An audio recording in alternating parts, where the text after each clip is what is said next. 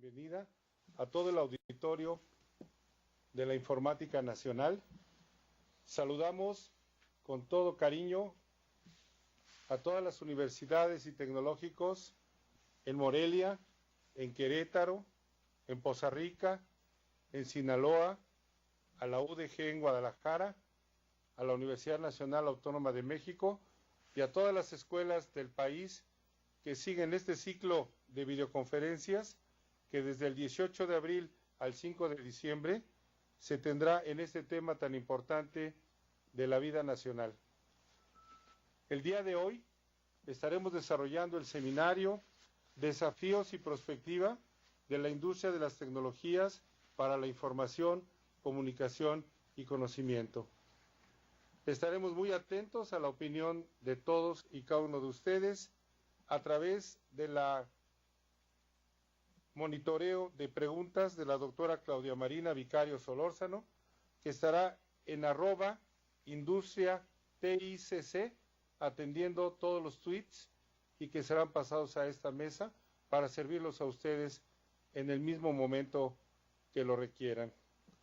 El día de hoy contamos con la excelente participación del doctor Felipe Rolando Menchaca García, quien tratará el tema de modelos de madurez del gobierno digital.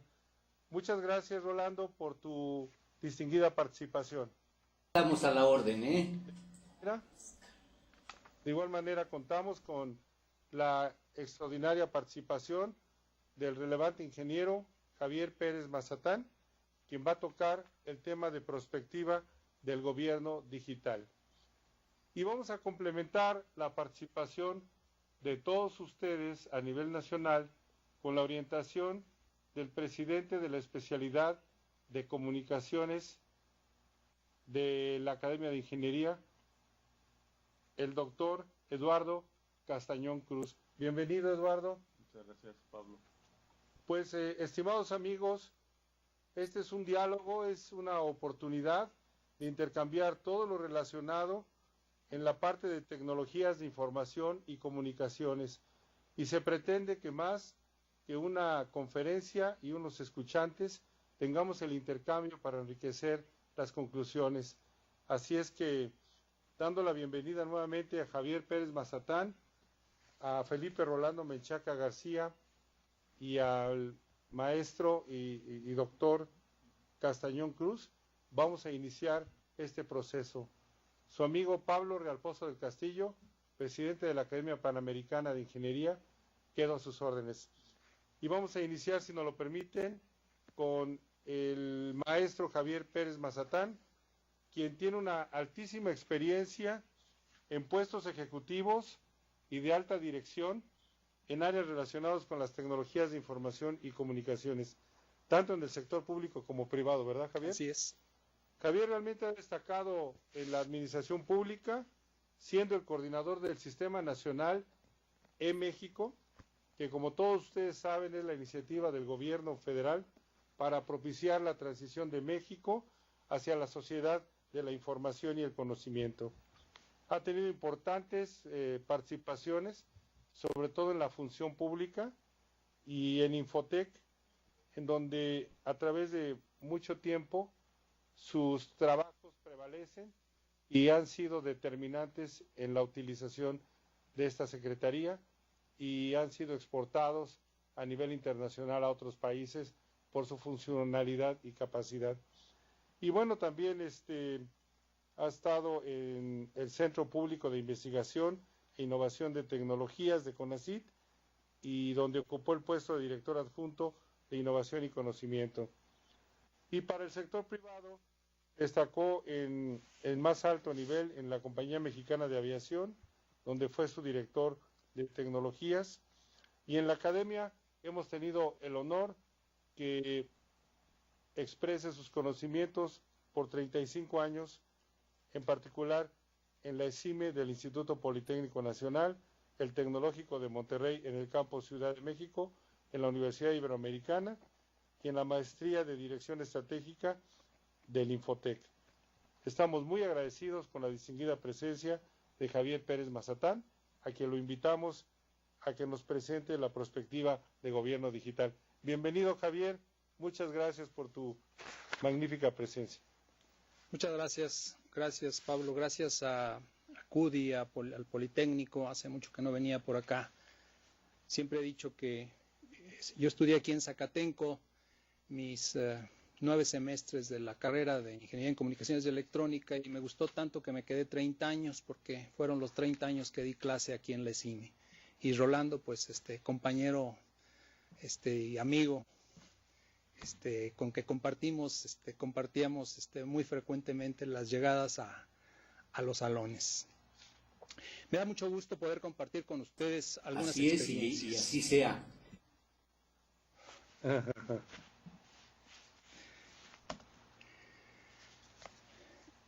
Quisiera empezar a hablar de antecedentes del gobierno digital en México. Y en primera instancia quisiera hacer un paréntesis respecto a la sociedad de la información y el conocimiento. Hay muchas definiciones de este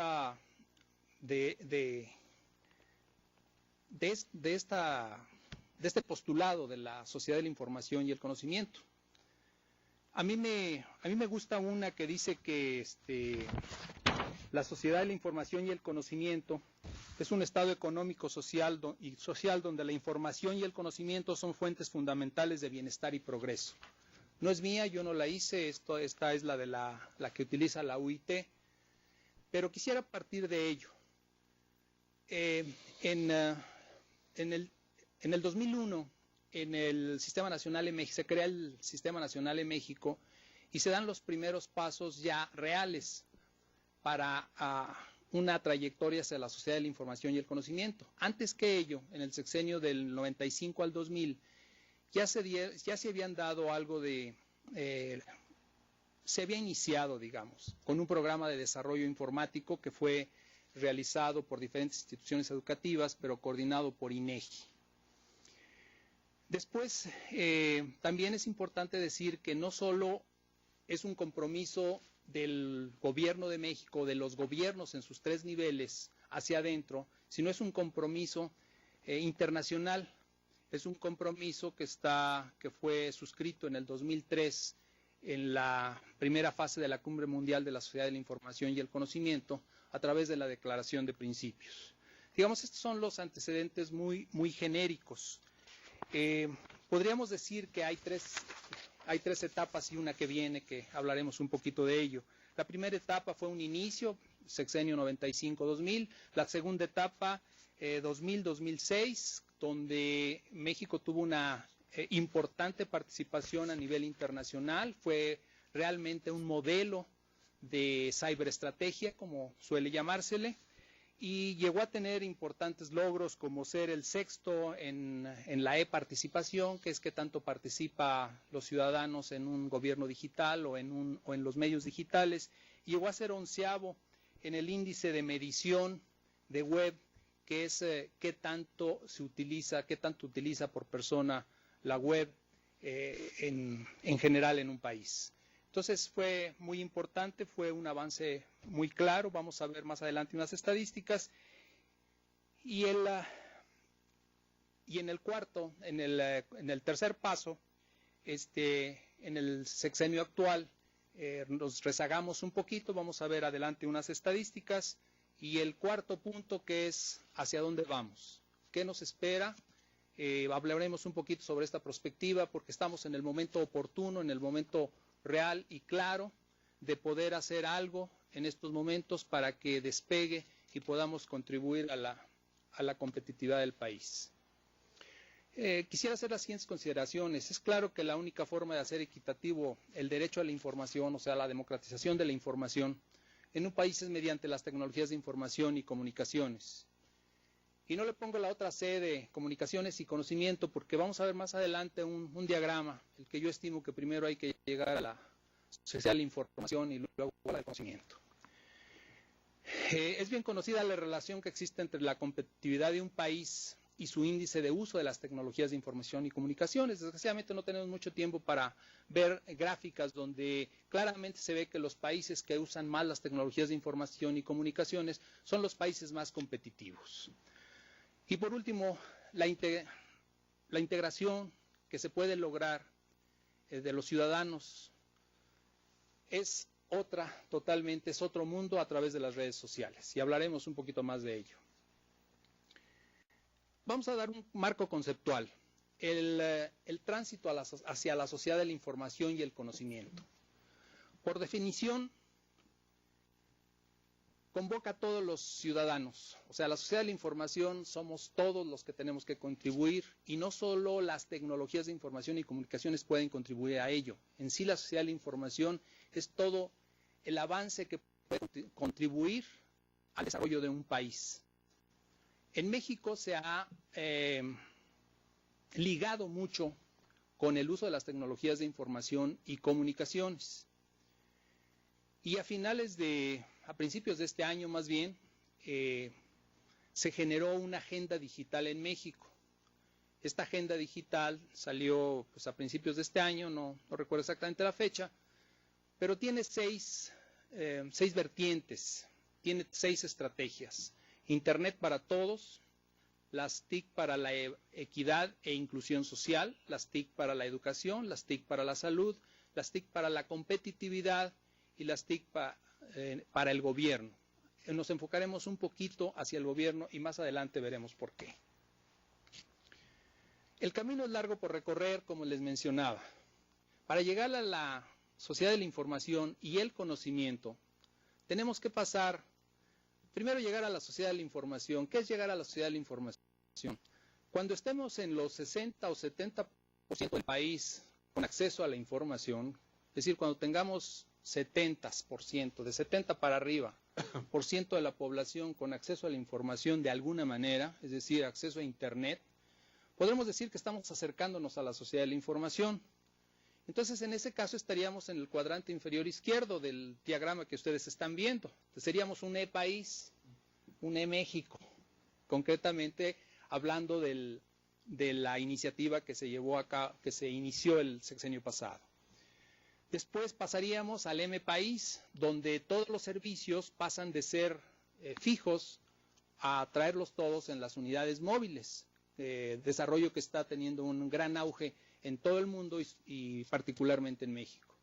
Después tendríamos que pasar al U-País, que es la ubicuidad, o sea, donde toda la información pueda ser vista por cualquier persona, por cualquier ciudadano, desde cualquier punto y a cualquier hora del día, que sería la ubicuidad. Y después pasaríamos al K-País, que sería el país del conocimiento. Debo decir que ningún país está todavía ahí. Los más cercanos hasta la fecha, que sepamos, son Corea, Singapur, Suecia, entre otros. ¿Cómo está funcionando en México? Bien, la sociedad digital, vamos hacia una sociedad digital, hablando no de la sociedad de información y conocimiento en general, sino en la trayectoria que llevamos hacia una sociedad digital. Funciona hay 3 vertientes que debemos ver claramente, que debemos identificar claramente. La primera es la dirigida a estrechar la brecha digital, y particularmente está comprometido en ello el Sistema Nacional de México. Esto está controlado por las reglas del mercado, cobertura, calidad y precio. ¿Por qué decimos esto? Simplemente porque si el costo de tener un acceso a Internet con un equipo, ya sea móvil o fijo, fuera igual que tener un celular, ahorita tendríamos 100 millones o cerca de 100 millones de usuarios, como es en el caso de los celulares. Como el costo es muy alto, porque por muchas cosas que no vale la pena en este momento entrar, no hay tiempo para hacerlo, por la competencia, porque no hay una gran competencia, porque no se ha desarrollado las telecomunicaciones a nivel rural como nosotros quisiéramos, porque la cobertura no es la suficiente y porque la calidad en la mayoría de los casos no responde al costo que nos están cobrando. Todo ello ha dado como resultado, y vamos a verlo más adelante en una gráfica, que en el área de telecomunicaciones estemos todavía, para poder dar accesibilidad al Internet a todo el país, estamos todavía muy atrasados. La segunda parte es lo que es la sociedad de la información o lo que es el uso de las tecnologías de información dentro del gobierno o de los gobiernos. En el caso del gobierno federal, hay una agenda digital enfocada principalmente en la eficiencia operativa de todos los organismos gubernamentales, hablando del gobierno federal, y enfocado también a la desintermediación de los servicios, que no haya gente de por medio entre un servicio que da un gobierno y lo que recibe el ciudadano. Esto se hace, desde luego, a través de medios digitales. Y la creación de infraestructuras. Las infraestructuras son sistemas de información que le sirvan a la sociedad para poder crear más servicios. Un ejemplo muy claro sería, por ejemplo, la CURP. La CURP es un dato que es una infraestructura que nosotros pudiéramos utilizar claramente para dar una gran cantidad de servicios. De hecho, ya se está haciendo, ya hay muchos servicios basados en la CURP. Y en tercer lugar, el gobierno de las tecnologías de información, o sea, la gobernanza de las tecnologías de información. ¿Cómo se van a controlar? ¿Cómo se van a llevar? ¿Cómo se van a medir el uso de las tecnologías de información, tanto dentro del gobierno como fuera del gobierno? Es decir, en las empresas particulares, que bueno, pues ahí no nos metemos, las empresas particulares llevan sus propios medios de medición, pero en el caso de los gobiernos es muy importante, porque el dinero de donde salen todas estas tecnologías es dinero de impuestos. Y todo ello en un marco de una gobernanza digital. Si nosotros queremos una sociedad digital, tenemos que estar preparados para una gobernanza digital. Y esa gobernanza digital, pues tiene que estar basada en ideas que puedan ser llevadas a cabo dentro de los medios digitales, pero con la gente que tenga la preparación suficiente para convertirlos en políticas públicas. Vemos aquí algunos de los... creo que no se ven muy bien en la imagen de la pantalla, pero les puedo decir que el gobierno digital o e-gobierno, el desarrollo del e-gobierno, hay un índice que lo mide las Naciones Unidas y bueno, lo que podemos ver, tal vez no se vea muy bien, lo que podemos ver en la primera gráfica es que México, comparado con por ejemplo, con los BRIC, no está tan mal.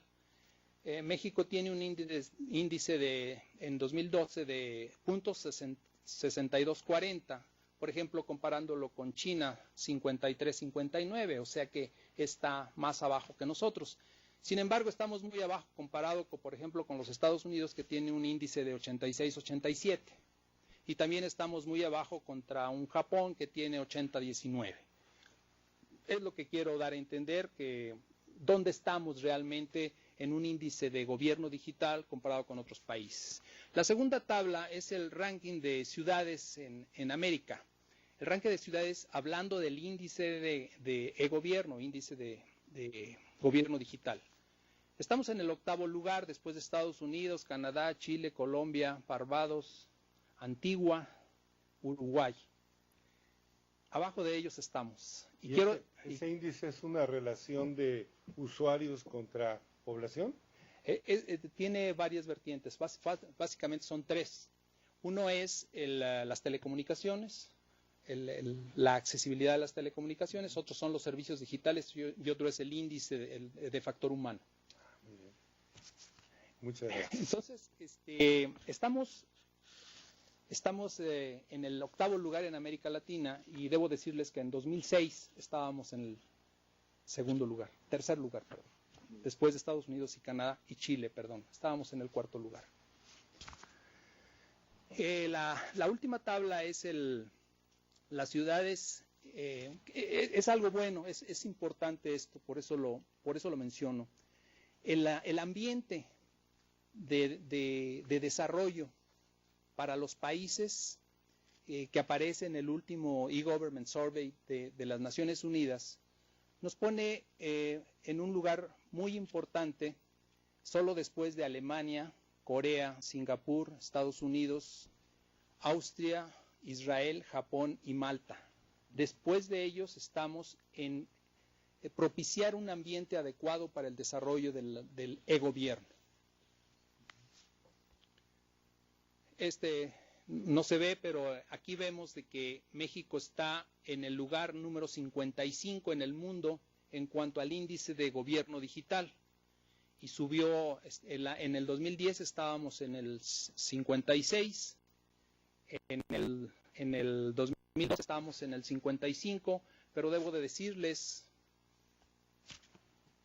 que en el 2005 estábamos en el 31. Esta tabla es importante porque ahí está el índice de gobierno que teníamos en 2010, que es 51.50, respecto al del 2012, que es 62.40, o sea, subimos un 17.4%. Y este índice está compuesto principalmente por lo que mencionaba hace un momento: servicios en línea, infraestructura de telecomunicaciones y capital humano. En servicios en línea, de punto 4444, en 2010 subimos a 73.20, a punto 73.20, subimos un 39%. En infraestructura de telecomunicaciones, de punto 2161, subimos en 2010, subimos en 2012 a punto 3104, o sea, hubo un incremento del 9.4%, o sea, fue pequeño, muy pequeño. Y en capital humano tuvimos un descenso, desafortunadamente, o sea, de 88.98, bajamos a 82.95, o sea, un menos 6%. Esto quiere decir que hay más analfabetismo, principalmente. Entonces entramos en los porqués y entramos en los cómo. Y al entrar en ello entramos indudablemente en el uso de las redes sociales, que es la tendencia general. Aquí en el diagrama que ustedes ven, pues ven un montón de redes sociales que algunos utilizamos con mucha frecuencia.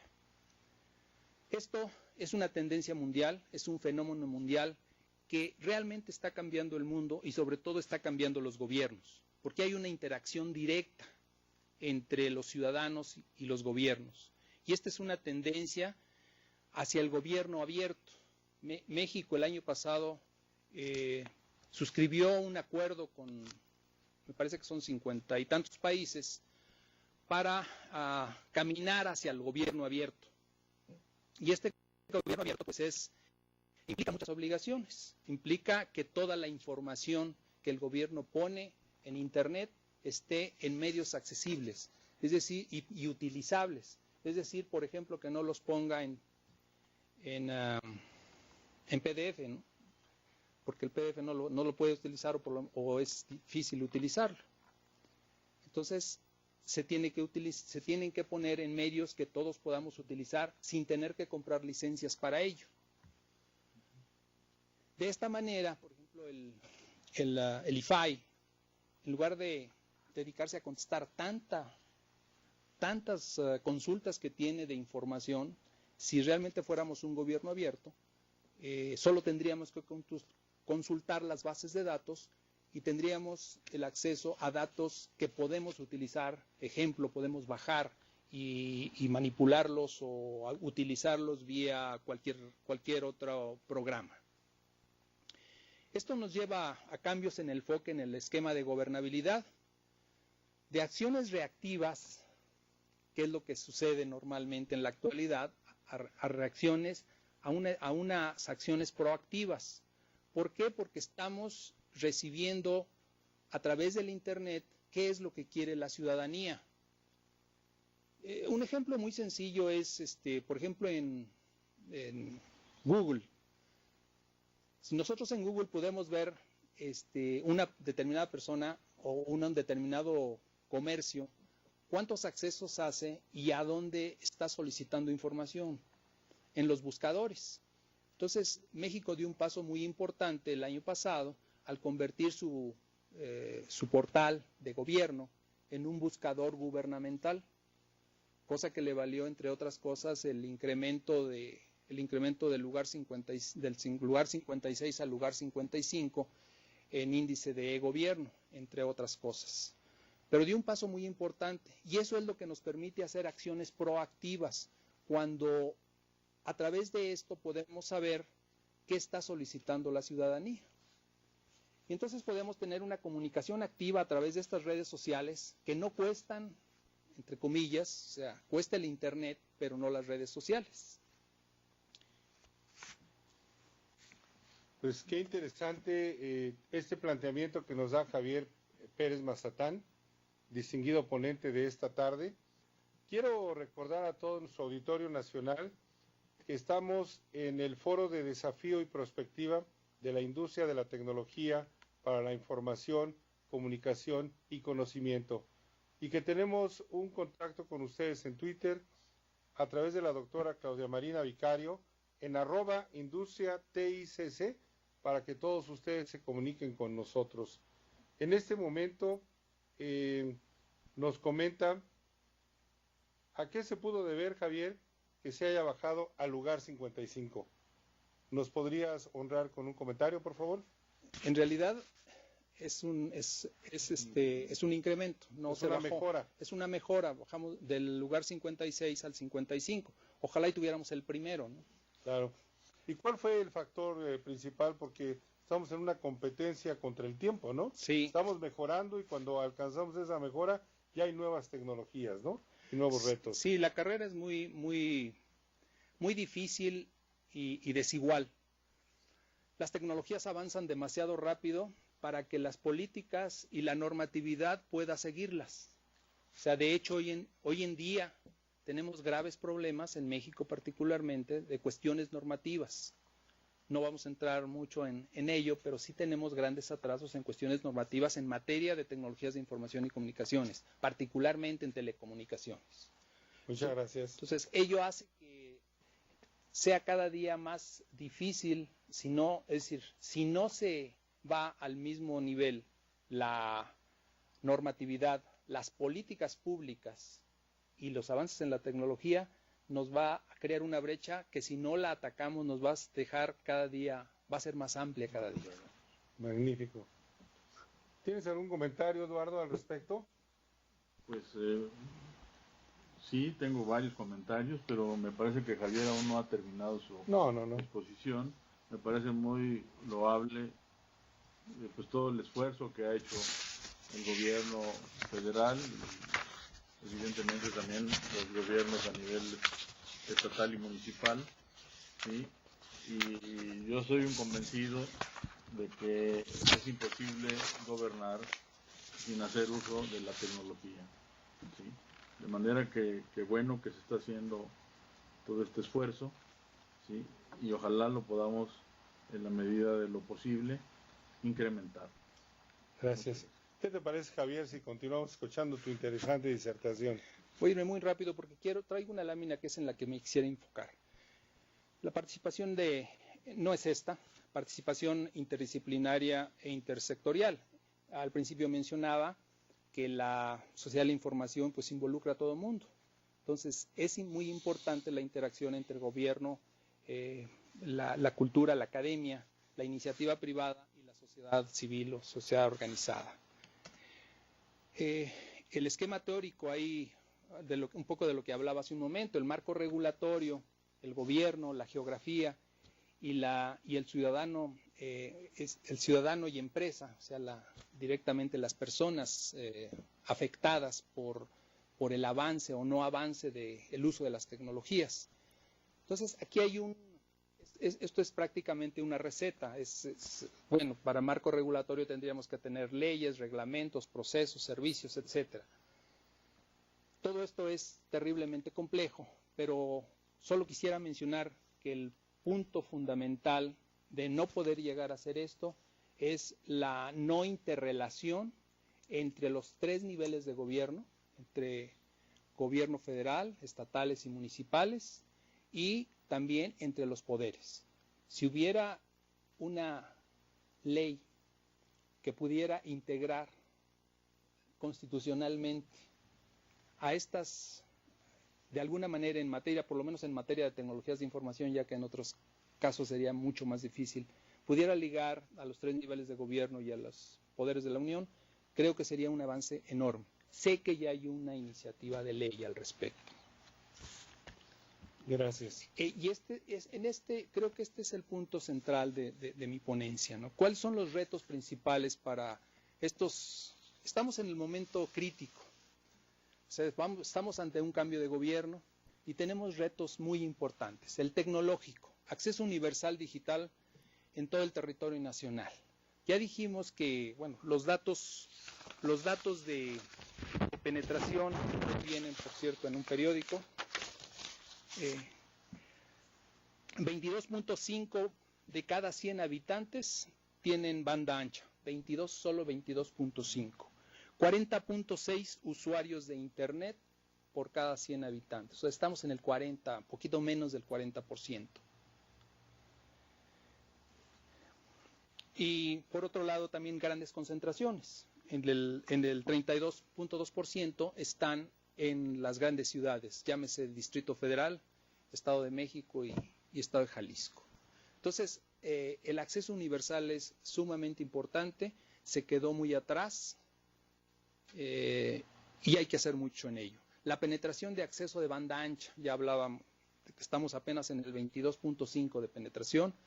Los servicios digitales seguros, o sea, trabajar sobre la seguridad en los servicios digitales, que es lo que inhibe mucho el uso de las tecnologías de información, sobre todo en todo tipo de transacciones gubernamentales y bancarias, principalmente.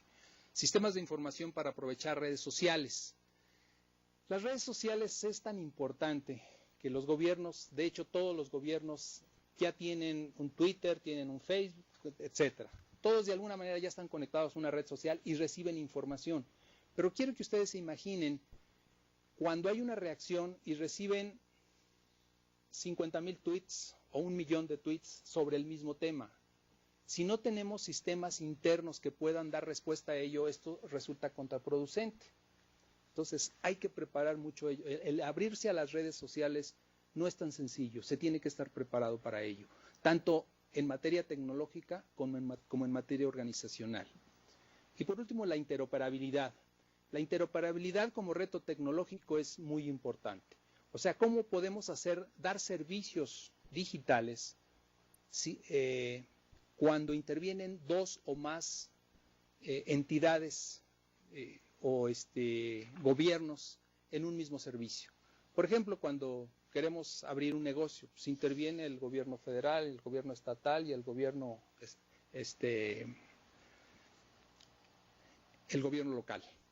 Entonces, para que realmente todo mi trámite pueda hacerse por Internet, tendría que haber una interoperabilidad entre los tres niveles de gobierno, que ellos se comunicaran sus sistemas de cómputo. Esto está sucediendo muy lentamente. Y si esta interoperabilidad se llega a lograr entre niveles de gobierno y entre poderes de la Unión, estaríamos prácticamente entre los mejores del mundo en gobierno digital.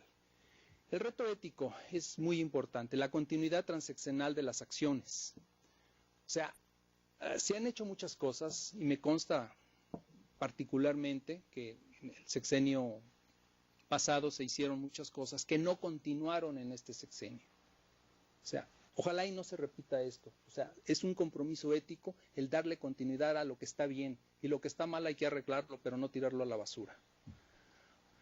La apertura hacia un gobierno abierto, que ya mencionaba, cómo poder llegar a tener un gobierno abierto y que no tengamos que tener un IFAI tan grande que tenga que estar dedicado a contestar tantas y tantas consultas.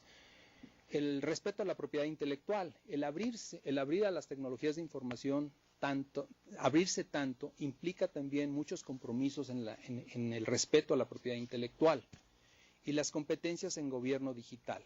O sea, no solo es tener la tecnología, tenemos que tener las competencias en los servidores públicos y desde luego no solo en los servidores públicos. Yo creo que todo el usuario de Internet, todo el usuario de sistemas de información tiene que tener competencias para poderlo aprovechar mejor.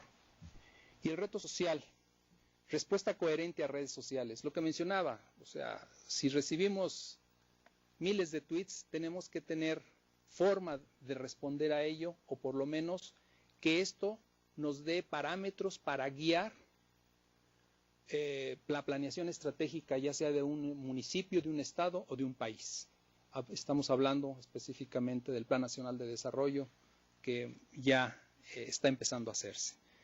La adopción tecnológica en todos los niveles económicos y sociales. O sea, no solo es tener Internet, acceso a Internet, hay que adoptarlo y hay que aprovecharlo, y para eso se necesita educación y después competencia.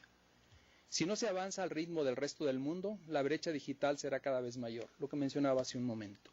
Si nosotros no avanzamos al mismo ritmo de otros países, nos vamos a ir quedando cada día más atrás. Y hay dos tipos de brecha digital. La brecha entre los que tienen y los que no tienen. Y la brecha entre los que tienen y no lo usan o lo desaprovechan y los que sí lo están aprovechando. Magnífico. Yo creo que con eso... Bueno, pues hemos tenido aquí un gran preámbulo y una información integral sobre cómo tenemos la perspectiva del gobierno digital. Nos gustaría compartir con ustedes y recordarles las preguntas que se han formulado para identificar esta tarde las conclusiones del foro. ¿Cuáles son los desafíos de la industria de las tecnologías de información? Y la segunda pregunta, ¿cuál es el papel del sector gobierno ante estos retos? Por favor, mándenos sus comentarios al tweet @industriaticc, donde la doctora Vicario está muy atenta, recibiendo una gran cantidad de comentarios que vamos a formular con nuestros panelistas. Pues es importante retomar los valores de competitividad que el ingeniero Javier Pérez Mazatán nos ha contribuido esta tarde y sobre todo las reflexiones de cómo encontrar el liderazgo para recuperar estas posiciones. Muchas gracias, Javier. Vamos a hacer algún comentario con nuestro